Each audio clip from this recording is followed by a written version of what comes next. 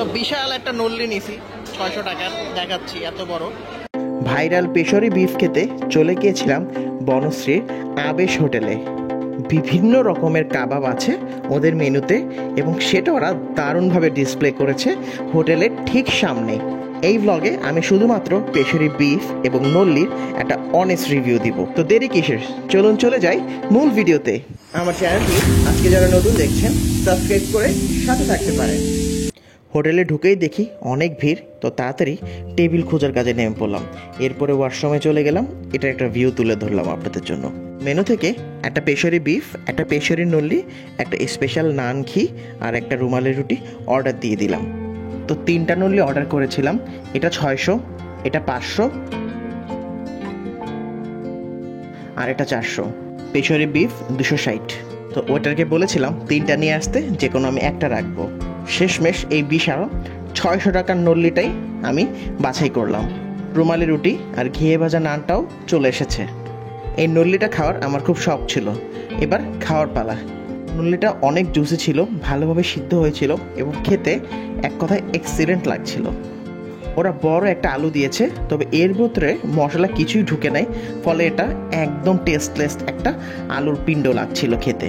পেশরি beef viral হওয়ার কারণে রেস্টুরেন্টে ছিল অনেক ভিড়, ইভেন টেবিলে লাইন দেওয়ার জন্য লোক দাঁড়িয়েছিল, যার কারণে আসলে শান্তি মতো খেতে পারিনি এবং অনেকটা দ্রুততার সাথেই খাবারটা শেষ করেছিলাম।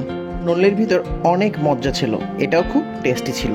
ঘিয়ে ভাজা নান আর রুমালি রুটি দুটাই বেশ মজা ছিল, তবে নল্লির থেকে পেশরি বিফটা বেশি মজা ছিল। এই নেহারিটা খুবই লাইট বা হালকা ছিল এবং খেতে খুবই ভালো লাগতেছিল। ঘিয়ে ভাজা নান দিয়ে একটা লাচ্ছি আর একটা বোরানি দিয়ে দুজন খাওয়া শেষ করলাম। এই ছিল আমার টোটাল বিল। তো ভিতরে অনেক ক্রাউড, কথা তেমন বলা যাচ্ছিল না। হয়তো অনেকেই আসছে আসলে পেশওয়ারি বিফটা খেতেই বা নল্লিটা খেতেই। এখন রেস্টুরেন্টের ঠিক বাইরে দাঁড়ায় আছি। তো আমি বলবো যে এখানে আসলে নল্লি বা বিফটা খাওয়াটা ভালো হবে। এটা আমি বলবো সিগনেচার ডিশ। আমার নল্লিটা খুবই ভালো লাগছে আসলে। আমি যদি এটাকে রেটিং দিই, আমি 5 আউট অফ 5ও দিয়ে দিতে পারি, কারণ আমার আসলে এতটাই ভালো লাগছে।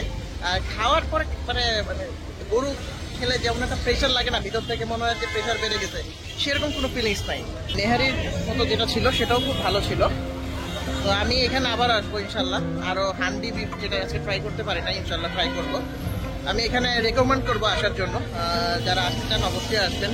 নল্লি এবং পেশরি বিফ ট্রাই করবেন। পেশরি বিফটা নল্লি থেকে বেশি মজা। তো এই ব্লগটা এখানেই শেষ করছি। অনেক ধন্যবাদ সবাইকে। উপরে আমার পপুলার ব্লগ এবং ফুড ব্লগগুলো দেওয়া আছে, চাইলে দেখে নিতে পারেন। আর আমার সাথে আজকে নতুন হলে সাবস্ক্রাইব করে সাথে থাকতে পারেন।